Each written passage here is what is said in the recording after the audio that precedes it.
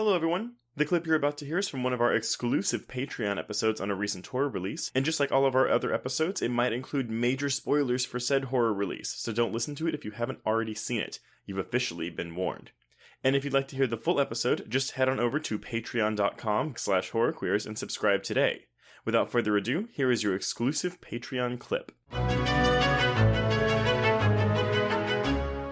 I mean, we're seeing the same thing, right? If you like this movie, you're a bad fan. If you don't like this movie, you're a bad fan. What do you expect from this franchise? Blah, blah, blah, blah. And even in trying to describe why I like this, it is really more of a thing where it's like, yeah, I think Kills squashed any kind of hope, optimism, goodwill, any investment I had in these characters, to be honest, which is why, and full disclosure, I knew about the Corey thing going in. I didn't know that he was going to be killing people, but I did know that he was more of a focus in the film than Laurie Strode was going to be. So I was prepared for that. Yeah, I was too, because a lot of our LA contemporaries were talking about, like, why is this film centering some new character, some teenage boy at its center? So I knew that that was going to be a big part of it.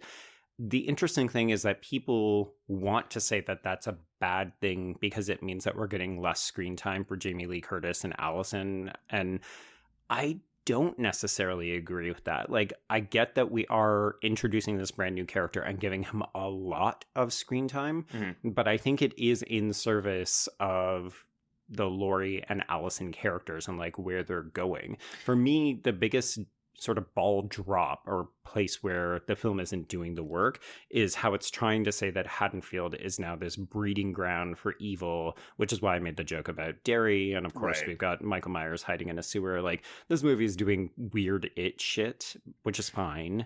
But it does feel like it kind of did that sort of Coles Notes, Crib Notes sort of thing where, you know, oh, the town's evil now and it breeds evil people. And that's why we get Corey. We can discuss this, okay? But to anyone who's like, oh, like there's not enough screen time for Laurie and Allison. Sorry, that sounds mocking. That's not what I'm trying to do. That could be a legitimate claim. But may I direct you to Halloween Kills? Yeah, see, I would say that that film does worse and also doesn't seem to care about characters, whereas this film is saying we do care about characters. It's just maybe still not Jamie Lee Curtis. Well, and that's why maybe like I'm trying to get my head my into the minds of some of these people where it's like, okay, maybe they were like, hey, you know, it makes sense that they're not the focus of Kills because that's like the bridge, the middle chapter, but that because we're going to get so much more of them in Ends, which we don't. But again, we get more of them. So I think because I was so bummed about their lack of screen time in Kills that I was happy that they had any screen time in this movie. Right. Okay. I'm going to put on my you face and be like, well, Trace, just let me play devil's advocate here for a moment.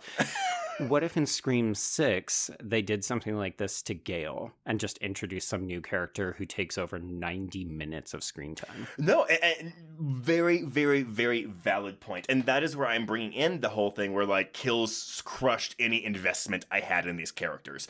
Okay. And you're saying, like, Scream 5/Scream 2022 didn't do that. It just didn't give us as much of them as we would have liked. Sure, but like again, if we do this with Gale in Scream 6, like, will I be bummed? Probably yes. But if it's done well, right, it's a moot point. But so I get it. You know, if you are still invested in this franchise, I can see why this move is going to be a hurdle for you. I am not invested. After Kills, I lost investment in anything that was happening with this franchise, and so that I think is also why I'm being more. Right. Do I want to say forgiving with this movie? Forgiving, lenient, yeah, because here's the thing, I'm right there with you. Like, you and I are perfectly synced up on this franchise, on this most recent trilogy. We went in with bottom-of-the-barrel expectations for this film, so anything interesting or sort of even remotely well done, you and I were going to latch onto it and say, okay, well, there's something. And the truth is that we have no investment in this franchise. We're not diehard Halloween fans.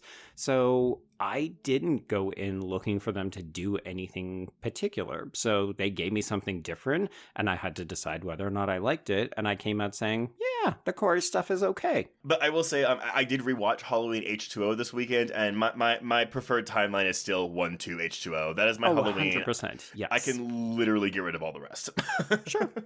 I mean, I will never forgive you for how you treat Halloween 3, but that is a conversation for us to have offline where we can fight about it. It's a mid-tier entry. I just, yes. Okay, but let's go into the plot of this movie, because Hoo Boy Joe, this is an hour and 51 minutes long. I'm not going to lie. I died a little bit. But, okay, like, whoa, okay. Here's the thing, though. It actually went by, like, when it ended, I was like, oh, shit. Like, that actually went by a lot faster than I expected it to. Mm-hmm. And on a rewatch, even more so. Wow. See, Is it because it's fun, or is it because it's taking so many narrative shortcuts that it just feels like it should be longer? Yeah, like, I'm not going to lie. Watching this a second time or a third time or a 10th time, it is not going to patch up some of the dicey things that this film is trying to get away with. But I will say, like, if you're really not sold on the Corey stuff, the introduction, the time that we're spending with him on that second or multiple rewatch, it feels a lot more well-paced than I remember the first time.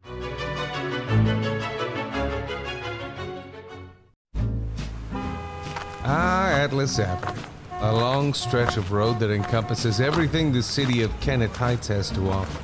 Neon lights, traffic, crime, the hustle and bustle of everyday life, and the craziest of characters. My office was above it all. My name is James Locke, and I'm a PI. Hello, Mr. J. How the hell you doing today? Good, Edith. Nearly every year I have a new case. New people to meet, new clues to discover, and new problems to solve. But I do it the old-fashioned way. No technology. Nothing post-1950. Hell, I don't even listen to podcasts, but you should. Atlas Avenue Beat is a spoof of the film noir genre with goofy characters, tons of wordplay, and non-stop raunchy humor. There's also 3 whole seasons out right now with more on the way. Just search for Atlas Avenue Beat wherever you listen to podcasts or visit us online at bloody.fm.